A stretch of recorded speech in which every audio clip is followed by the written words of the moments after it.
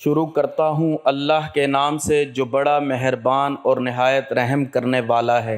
بسم اللہ الرحمن الرحیم۔ قرآن کی وہ اکیلی صورت جسے صرف 3 بار پڑھتے ہی اللہ اس کو ولی بنا دیتا ہے۔ یہ صورت ربیع الاول میں ضرور پڑھیے گا۔ محترم ناظرین، قرآن مجید کی وہ صورت جسے 3 بار پڑھتے ہی اللہ اس کو اپنا دوست بنا لیتا ہے، اور یہ صورت وہی پڑھتا ہے جسے اللہ چن لیتا ہے۔ ناظرین، نبی پاک صلی اللہ علیہ وآلہ وسلم نے فرمایا کہ اس صورت کی تلاوت کو ترک نہ کرو، کیونکہ اس کی تلاوت کرنے والے کو اللہ دوست رکھتا ہے اور اپنے پسندیدہ بندوں میں شامل کر لیتا ہے۔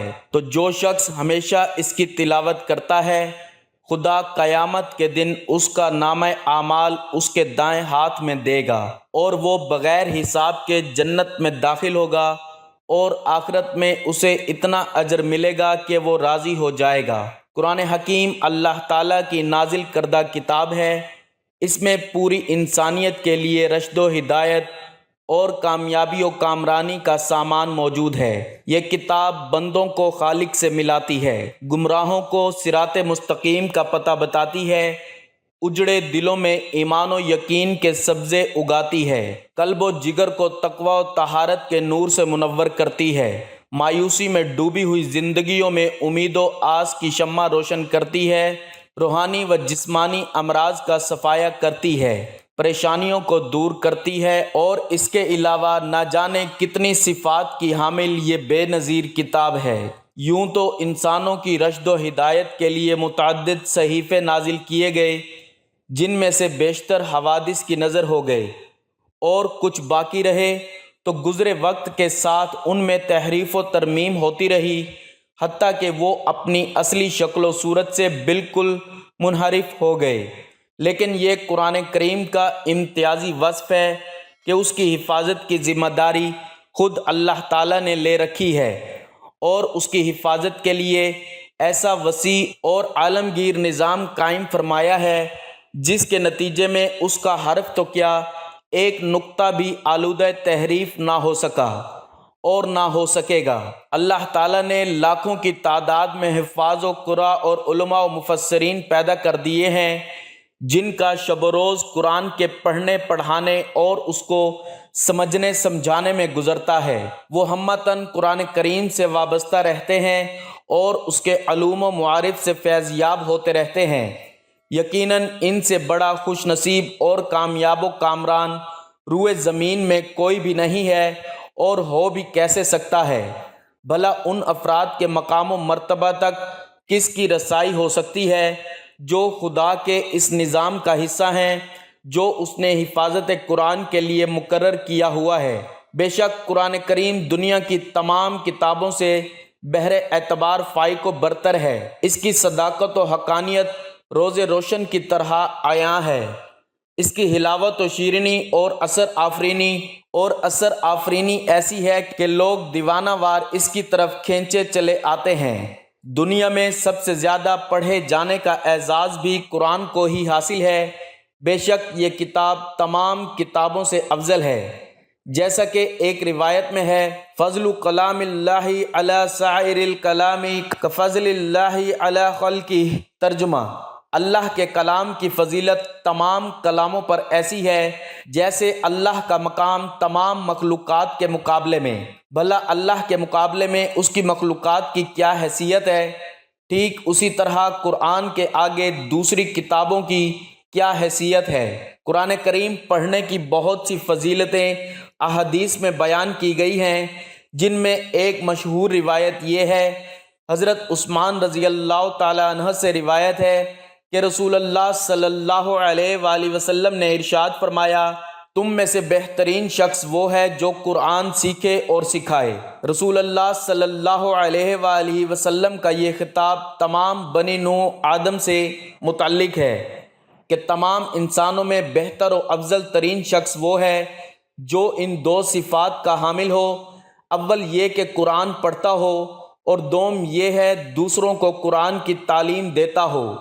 ظاہر ہے قرآن کریم میں جو علوم ہیں وہ تمام علوم میں سے افضل و اشرف ہیں، لہٰذا افضل ترین علوم میں مشغول ہونے والا بھی انسانوں میں سب سے افضل ہوگا۔ حضرت ابو ہریرہ رضی اللہ تعالیٰ عنہ سے روایت ہے کہ نبی کریم صلی اللہ علیہ وآلہ وسلم نے فرمایا کہ اللہ تعالیٰ کسی چیز کو ایسے پیار اور محبت سے نہیں سنتا جتنا کہ وہ اس نبی کی آواز کو کہ جو خوش الحانی کے ساتھ قرآن پڑھے۔ ابو سعید خدری رضی اللہ تعالیٰ عنہ بیان کرتے ہیں کہ حضرت اسید بن حضیر رضی اللہ تعالیٰ عنہ ایک رات اپنی کھجوروں کے کھلیان میں قرآن مجید پڑھ رہے تھے کہ ان کا گھوڑا بدکنے لگا۔ آپ رضی اللہ تعالیٰ عنہ نے پھر پڑھا، وہ پھر بدکنے لگا۔ آپ نے پھر پڑھا، وہ پھر بدکنے لگا۔ حضرت اسید کہتے ہیں کہ میں ڈرا کہ کہیں وہ یحییٰ کو کچل نہ ڈالے۔ میں اس کے پاس جا کر کھڑا ہو گیا۔ میں کیا دیکھتا ہوں کہ ایک سائبان کی طرح میرے سر پر ہے، وہ چراغوں سے روشن ہے۔ وہ اوپر کی طرف چڑھنے لگا یہاں تک کہ میں اسے پھر نہ دیکھ سکا۔ صبح کے وقت میں رسول اللہ صلی اللہ علیہ وآلہ وسلم کے پاس آیا اور عرض کیا، اے اللہ کے رسول صلی اللہ علیہ وآلہ وسلم، میں رات کے وقت اپنے کھلیان میں قرآن مجید پڑھ رہا تھا کہ اچانک میرا گھوڑا بدکنے لگا۔ تو رسول اللہ صلی اللہ علیہ وآلہ وسلم نے فرمایا، ابن حضیر پڑھتے رہو۔ انہوں نے عرض کیا کہ میں پڑھتا رہا، وہ پھر اسی طرح بدکنے لگا۔ رسول اللہ صلی اللہ علیہ وآلہ وسلم نے فرمایا، ابن حضیر پڑھتے رہو۔ انہوں نے عرض کیا، میں پڑھتا رہا، وہ پھر اسی طرح بدکنے لگا۔ تو رسول اللہ صلی اللہ علیہ وآلہ وسلم نے فرمایا، ابن حضیر پڑھتے رہو۔ ابن حضیر کہتے ہیں کہ میں پڑھ کر فارغ ہوا تو یحییٰ اس کے قریب سائبان کی طرح دیکھا کہ اس میں چراغ سے روشن تھے اور اوپر کی طرف چڑھا یہاں تک کہ اسے میں نہ دیکھ سکا۔ تو رسول اللہ صلی اللہ علیہ وآلہ وسلم نے فرمایا، وہ فرشتے تھے جو تمہارا قرآن سنتے تھے، اور اگر تم پڑھتے رہتے تو صبح لوگ ان کو دیکھتے اور وہ لوگوں سے پوشیدہ نہ ہوتے۔ حضرت ابو موسیٰ اشعری رضی اللہ تعالیٰ عنہ سے روایت ہے کہ رسول اللہ صلی اللہ علیہ وآلہ وسلم نے ارشاد فرمایا، مومن کے قرآن مجید پڑھنے کی مثال ترنج کی طرح ہے کہ اس کی خوشبو پاکیزہ اور ذائقہ خوشگوار ہے، اور قرآن مجید نہ پڑھنے والے مومن کی مثال اس کھجور کی طرح ہے کہ جس میں خوشبو نہیں لیکن اس کا ذائقہ میٹھا ہے، اور منافق کے قرآن پڑھنے کی مثال ریحان کی طرح ہے کہ اس کی خوشبو تو اچھی ہے اور اس کا ذائقہ کڑوا ہے، اور منافق کے قرآن نہ پڑھنے کی مثال حنظلہ کی طرح ہے کہ جس میں خوشبو نہیں اور اس کا ذائقہ کڑوا ہے۔ حضرت عائشہ رضی اللہ تعالی عنہا فرماتی ہیں کہ رسول اللہ صلی اللہ علیہ وآلہ وسلم نے ارشاد فرمایا کہ جو آدمی قرآن مجید میں ماہر ہو وہ ان فرشتوں کے ساتھ ہے جو معزز اور بزرگی والے ہیں، اور جو قرآن مجید اٹک اٹک کر پڑھتا ہے اور اسے پڑھنے میں دشواری پیش آتی ہے تو اس کے لیے دوہرا اجر ہے۔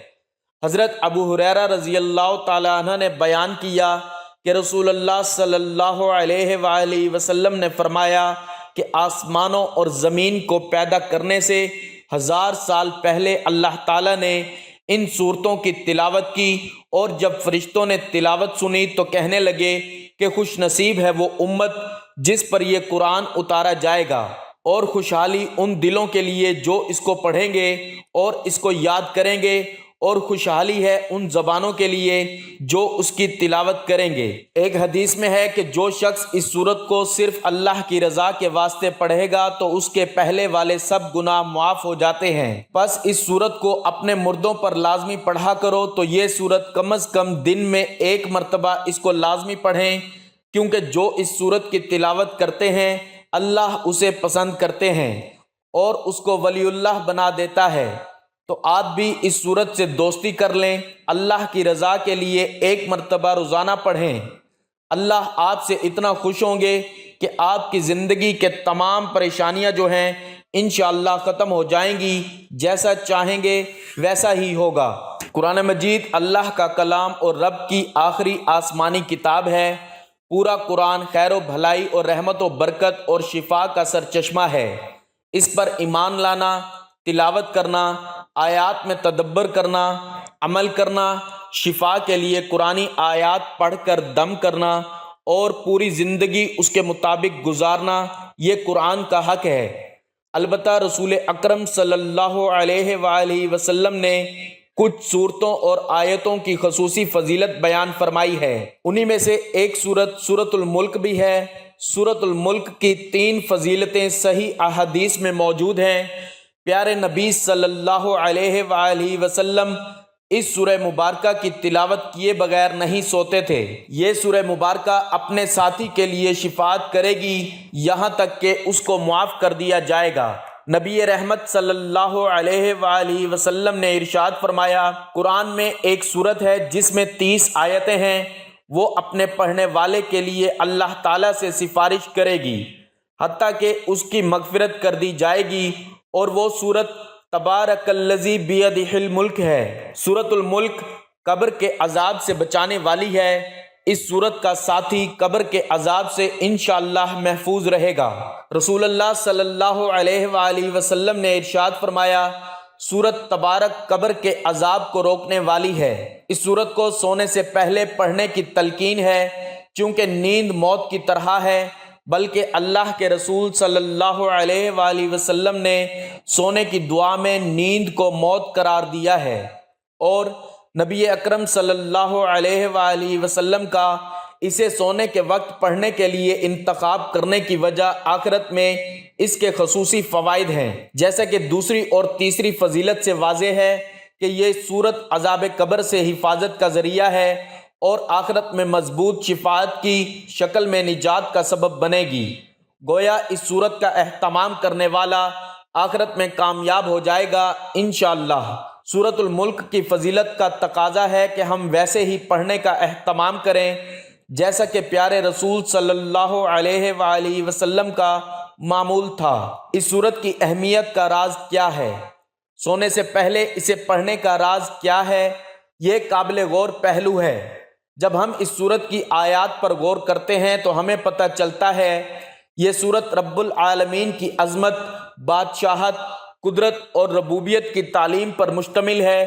اس سے بندے کے دل میں خالق و مالک کا خوف اور اللہ کی تعظیم پیدا ہوتی ہے۔ اسی سورہ مبارکہ میں اللہ نے تنہائی میں خوف الہی کے فوائد کا ذکر کرتے ہوئے فرمایا، ان الذین یخشون ربہم بالغیب لہم مغفرۃ واجر کبیر۔ بے شک جو لوگ اپنے پروردگار سے غائبانہ طور پر ڈرتے رہتے ہیں ان کے لیے بخشش ہے اور بڑا اجر و ثواب ہے۔ اللہ کا خوف و خشیت بڑی عظیم عبادت ہے اور اس عبادت کا انعام اللہ کی جنت ہے۔ سورۃ الملک زندگی کا مقصد، خالق کائنات کی تعظیم اور رب العالمین کی محبت سکھاتی ہے، رب عزیز کی قوت و طاقت کا درس دیتی ہے، رب سے بغاوت اور کفر کے برے انجام سے ڈراتی ہے اور بندگی کرنے والوں کے لیے سعادت عظمیٰ کی بشارت سناتی ہے۔ اللہ تعالیٰ نے پہلی ہی آیت میں فرمایا کہ بادشاہت کا مالک وہی اللہ ہے جس کے خیر و برکت کی کوئی انتہا نہیں ہے اور وہ ہر چیز پر مکمل قدرت رکھنے والا ہے۔ اس کے بعد اللہ تعالیٰ نے اپنی بادشاہت اور عظیم قدرت کے دلائل بیان فرمائے ہیں۔ نمبر 1، موت اور زندگی کا خالق بھی اللہ ہی ہے اور اس زندگی کا مقصد آزمائش اور امتحان ہے کہ کون سب سے بہترین عمل والا ہے۔ نمبر 2، 7 بلند و بالا تہ بتہ عالی شان آسمان جس میں کوئی شگاف اور خلل نہیں ہے اسی ایک اللہ نے بنایا ہے۔ نمبر 3، قیامت واقع ہونے والی ہے اور اللہ نے شیاطین اور کفار کے لیے خوفناک جہنم تیار کر رکھا ہے اور پرہیزگاروں کے لیے جنت تیار کر رکھا ہے۔ نمبر 4، زمین کی تخلیق، چلنے کے لیے ہموار راستے، رزق کی فراوانی اور زمین کی نرمی اللہ کی قدرت کی دلیل ہے۔ نمبر 5، پرندے جو فضا میں پرواز کر رہے ہیں اور اپنے پروں کو پھیلاتے اور سمیٹتے ہیں، یہ اسی رب العالمین کی قدرت ہے کہ وہ فضا میں باقی رہتے ہیں۔ نمبر 6، انسانوں کو رب نے پیدا فرمایا، کان، آنکھ، دل عطا فرمائے، روزی کا بندوبست اسی اللہ نے کیا ہے، یہ رب کی بادشاہت اور قدرت و رحمت کی دلیل ہے۔ نمبر 7، قیامت کا آنا یقینی ہے لیکن اس کا علم صرف ایک اللہ ہی کو ہے۔ نمبر 8 آخری آیت نمبر 30 میں فرمایا کہ پانی جس پر تمہاری زندگی کا دار و مدار ہے وہ بھی رب کی رحمت کی وجہ سے بآسانی مل جاتا ہے، ورنہ وہ چاہے تو پانی اتنی گہرائی میں کر دے کہ تم اسے کسی بھی صورت میں حاصل نہ کر سکو۔ جس اللہ کی شان یہ ہے کہ تم اپنی زندگی کی ہر ضرورت میں اس کے محتاج ہو، اس اللہ سے بغاوت کرنا کتنا بڑا جرم ہوگا۔ شرک کرنا اور اللہ کی آیات کا انکار کرنا، بلکہ اللہ کے رسولوں کو جھوٹا اور گمراہ قرار دینا کتنی جرت اور دیدہ دلیری اور ہٹ دھرمی کی بات ہے۔ کیا سمجھدار اور انصاف پسند ایسا کر سکتا ہے؟ نہیں کر سکتا ہے۔ دراصل تکبر و غرور اور دنیا کی محبت، نفس پرستی، من پسند زندگی کی محبت انسان کو اندھا بہرا کر دیتی ہے۔ اس لیے اللہ نے شیاطین اور اس کی راہ پر چلنے والے کفار اور اسلام کے دشمن کے لیے جہنم کی شدید وعید سنائی ہے، اور واقعی ایسا انسان سچ مچ اندھا ہے، بصیرت سے محروم ہے۔ اللہ تعالیٰ نے ایسے لوگوں کو منہ کے بل چلنے والا قرار دیا ہے، جسے اپنی راہ دکھائی ہی نہیں دے رہی ہے۔ یہ بات آیت نمبر 22 میں موجود ہے۔ اہل ایمان کے لیے اس سورہ مبارکہ میں اہم پیغام پوشیدہ ہیں، جو سمجھ کر ہر روز تلاوت کرے گا اور غور و فکر کرے گا وہ اس کے اثرات اپنی زندگی میں ضرور محسوس کرے گا۔ چند اہم پیغامات درج ذیل ہیں۔ نمبر 1، برکت یعنی خیر میں اضافہ اور دوام و ہمیشگی رب کی طرف سے ہے۔ نعمتوں میں برکت ڈالنا صرف رب کا کام ہے، لہٰذا برکت کے حصول کے لیے صرف رب العالمین سے رجوع کرنا چاہیے۔ تبارک الذی بیدہ الملک۔ نمبر 2، آسمان و زمین کا خالق و مالک اور مدبر اللہ تعالیٰ ہے، وہ شہنشاہ ہے، اس لیے اس سے محبت کرنا اور اس سے ڈرنا ہی سمجھداری اور سعادت مندی ہے۔ نمبر 3، زندگی کا مقصد ایمان اور عمل صالح کی زندگی گزارنا ہے۔ لیبلوکم ایکم احسن عملا۔ نمبر 4، تنہائی میں رب سے ڈرنا ایک عظیم عبادت ہے جس پر مغفرت اور بڑے اجر کا وعدہ کیا گیا ہے۔ نمبر 5، دنیاوی امور اور چیزوں میں مشغول ہو کر آخرت کو فراموش نہیں کرنا چاہیے، کیونکہ دنیا زوال پذیر ہے، دوام اور ہمیشگی صرف آخرت کے لیے ہے۔ وَإِلَيْهِ النُّشُورُ۔ نمبر 6، کائنات میں موجود آیات الہی مثلاً آسمان و زمین، سورج، چاند، مختلف قسم کے پھل، پھول، اناج، پیڑ اور پودے وغیرہ پر غور و فکر کرنا چاہیے تاکہ رب کی تعظیم پیدا ہو، کیونکہ مخلوق کی عظمت خالق کی عظمت کی دلیل ہے۔ صراط مستقیم یعنی اسلام پر چلنے والا رب العالمین کی نظر میں قابل تعریف ہے، اور اس کی بصیرت اور بصارت کی گواہی رب نے خود دی ہے۔ نمبر 8، اللہ نے ہمیں پیدا کیا، کان، آنکھیں، دل عطا فرمایا تاکہ ہم شکر ادا کریں۔ ہر نعمت کا تقاضا ہے ہم اپنے رب کا شکر ادا کریں۔ نمبر 9، ایمان اور توکل علی اللہ ہدایت کی پہچان ہے اور اہل ایمان کا سب سے مضبوط وصف اور سہارا ہے۔ اس کے برعکس شرک اور رب سے دوری کھلی ہوئی گمراہی ہے۔ نمبر 10، قیامت کا علم صرف اللہ کو ہے، یہ اللہ کے وسیع علم کی دلیل ہے، بلکہ اللہ تعالیٰ سینے کے پوشیدہ خیالات کو بھی جانتا ہے۔ نمبر 11، یہ صورت اہل ایمان کو بندگی کے آداب سکھاتی ہے، اور ایمان، عمل صالح ہے، خشیت الہی، آخرت اور جنت و جہنم پر ایمان، رب کی شکر گزاری، غور و فکر، استقامت علی الدین، توکل علی اللہ اور رب العالمین سے ہمیشہ ڈرنے اور محبت کرنے کی تعلیم دیتی ہے۔ اللہ تعالی ہمیں اس سورہ مبارکہ کی تلاوت کرنے کی توفیق عطا فرمائے، آمین۔ دنیا میں عمومی طور پر انسان مالی پریشانیوں میں جکڑا رہتا ہے، لیکن اس کا حل بھی قرآن مجید میں موجود ہے۔ سورۃ ملک کی تلاوت کرنے سے نہ صرف آپ کے رزق میں کشادگی ہوتی ہے بلکہ قرضوں سے بھی نجات مل سکتی ہے۔ اسی طرح اور کیا کچھ فوائد ہیں، وہ کچھ یوں ہیں۔ فراخی رزق کے لیے، ثواب کے علاوہ رزق کی فراخی کے لیے ہر روز نماز عشاء کے بعد 3 بار سورۃ الملک پڑھیں، اول و آخر 11 مرتبہ درود پاک پڑھیں۔ ہر روز عشاء کی نماز کے بعد یہ وظیفہ بلا ناغہ پڑھنے کا معمول بنا لیا جائے تو رب تعالیٰ کے فضل و کرم سے کبھی رزق میں کمی واقع نہ ہوگی۔ غربت، تنگ دستی اور افلاس دور کرنے کے لیے ہر جمعہ کو نماز عشاء پڑھ کر مصلی پر بیٹھیں اور اول و آخر 11 بار درود پاک پڑھیں۔ درمیان میں 3 مرتبہ سورۃ الملک پڑھیں، پھر رب تعالیٰ سے دعا مانگیں اور کسی سے بات چیت نہ کریں۔ حق تعالیٰ نے چاہا تو چند ہی دنوں میں اس پر خدا کا بے انتہا انعام و اکرام ہو جائے گا۔ باوضو حالت میں 7 مرتبہ سورۃ الملک پڑھ کر اپنی دکان کے مال پر دم کر دیں۔ اللہ تعالیٰ نے چاہا تو دکان خوب چلے گی اور گاہک وافر مقدار میں دکان میں آئیں گے۔ جس کسی پر بہت زیادہ قرض واجب الادا ہو اور وہ قرض ادا کرنے کی طاقت نہ رکھتا ہو تو اسے چاہیے کہ وہ ہر نماز کے بعد اول 11 مرتبہ درود پاک پڑھے، پھر 1 بار سورۃ ملک پڑھے۔ سورۃ ملک پڑھنے کے بعد پھر 11 مرتبہ درود پاک پڑھے۔ حق تعالیٰ نے چاہا تو غیب سے قرض کی ادائیگی کا سامان پیدا ہو جائے گا اور پریشانی جاتی رہے گی۔ جو شخص غربت و افلاس کا شکار ہو اسے چاہیے کہ وہ ہر روز فجر کی نماز کے بعد 1 مرتبہ سورۃ ملک پڑھے۔ پردہ غیب سے ایسا سامان پیدا ہوگا کہ اس کی مالی پریشانی خوشحالی میں بدل جائے گی، گھر کے حالات ٹھیک ہو جائیں گے، مال و دولت کی ریل پیل ہو جائے گی، لیکن اس مقصد کے لیے بلا ناغہ سورۃ ملک کا ورد کرنا ہی مطلوبہ مقصد کو پورا کرتا ہے۔ ناظرین، اگر آپ کو آج کی ویڈیو پسند آئی ہے تو ویڈیو کو لائک اور شیئر کریں اور کمنٹ میں اپنی رائے کا اظہار ضرور کریں۔ اللہ تعالی ہم سب کا حامی و ناصر ہو، آمین۔ ناظرین، گزارش ہے اللہ تعالیٰ کے 99 ناموں میں سے کوئی ایک نام لکھ کر کمنٹس میں ضرور شیئر کریں اور مجھے بھی اپنی دعاؤں میں یاد رکھیے گا۔ جزاک اللہ۔